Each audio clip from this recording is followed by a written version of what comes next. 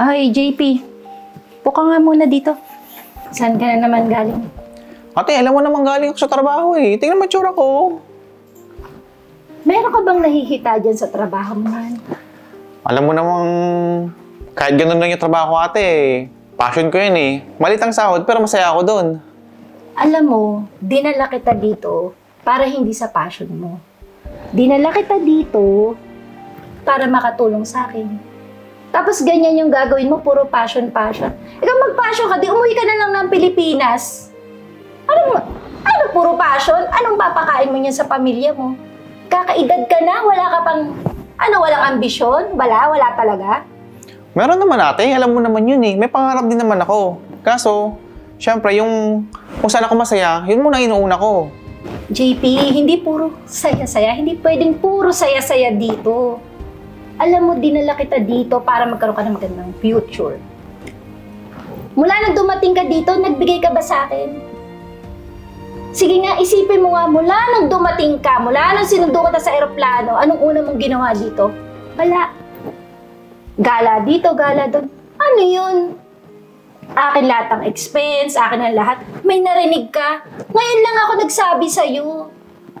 Kasi wala eh. Puro ganito, puro ganyan. Sabihin mo lang kung ganyan ang gagawin mo. Kung ako sa'yo, sa totoo lang ha, sorry. Uwi ka na lang.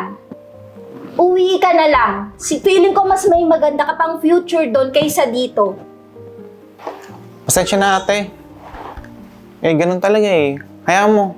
Gagawa na lang ako ng paraan. Hanap na lang ako ng mas maayos na trabaho. Ikaw ang bahala. Nakakasawa ka na. Ate, naririnig ko. Pinapuwi mo na si JP. Wala naman ako masabi sa'yo, sis. Narinig mo pa talaga? Oo, tinig na tinig ka namin. Tsaka alam mo ba, masaya yun sa passion niya. Kaya sa'yo naman papawin mo. Passion. Isa ka pa eh. Alam mo, bago mo kami pakialamang magkapatid, ba't di mo muna ayusin yung sa inyong mag-asawa? Bilib naman ako sa'yo. Ando ka sa balcony, narinig mo pa?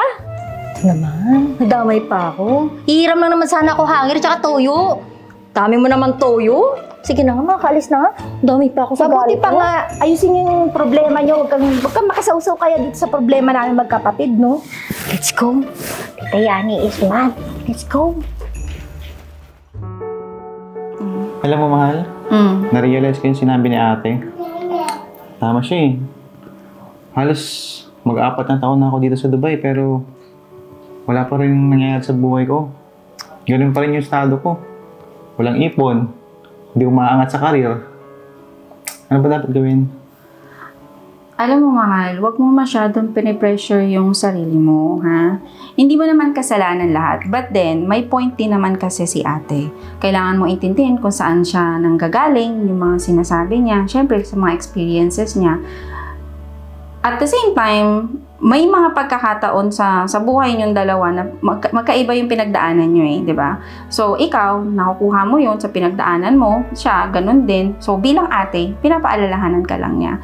Siyempre, bilang partner mo, mas maganda na laging maayos kayo sa iisang bahay, di ba? Mahirap naman na mabigat palagi yung loob niyo sa isa't isa. Mag-usap kayo, kausapin mo, ikaw na ang mag-approach sa ate mo.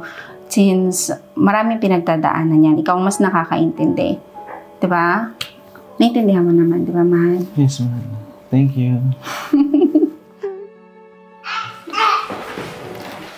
Ate, galit ka pa? Sorry na. Siguro masyado ako naging responsable sa mga bagay na dapat inuuna ko.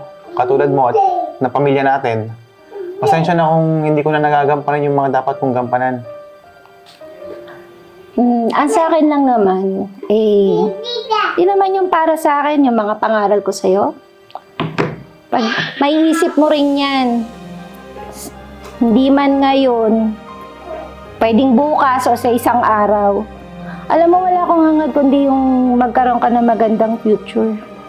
Sino ba namang ate? O kahit di na ate, kahit itanong mo sa girlfriend mo, sa tingin mo, tama ba yung ganyan-ganyan ka lang? Hindi mo inisip yung bukas, hindi mo inisip yung ganyan. Okay lang yung passion, naintindihan ko yan. May passion din ako, kaya lang inisantabi ko yun. Para sa atin, sa future natin, para makarating ka dito, 'di ba? Pero ewan ko, parang biglang, di ko alam, sa totoo lang kung okay lang na dinala kita dito eh. Pero sige, since siguro naman naintindihan mo yung ibig kong sabihin nung nakaraang araw, pasensya ka na din. Pasensya ka na din kung napagsabihan kita. Pero naasar pa rin ako Kaya mo ate at sisikapin kong magbago. Kahanap ako ng mas maayos na trabaho. Tsaka salamat din kasi kahit ibang bagay yung mga inuuna ko, hindi mo ako sinukuan. Siyempre naman. Ikaw naman. Ayan, ano pa ba? Sino pa bang magtutulungan? Di siyempre tayo lang dalawa. Sino pa ba? Salamat ulit ate.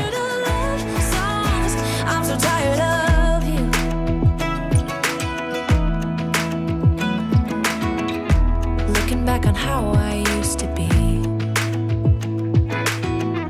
I always thought that love was made for me. Oh well, I was just as blue-eyed as the sky could ever be. Loving you has made me realize I'm so tired of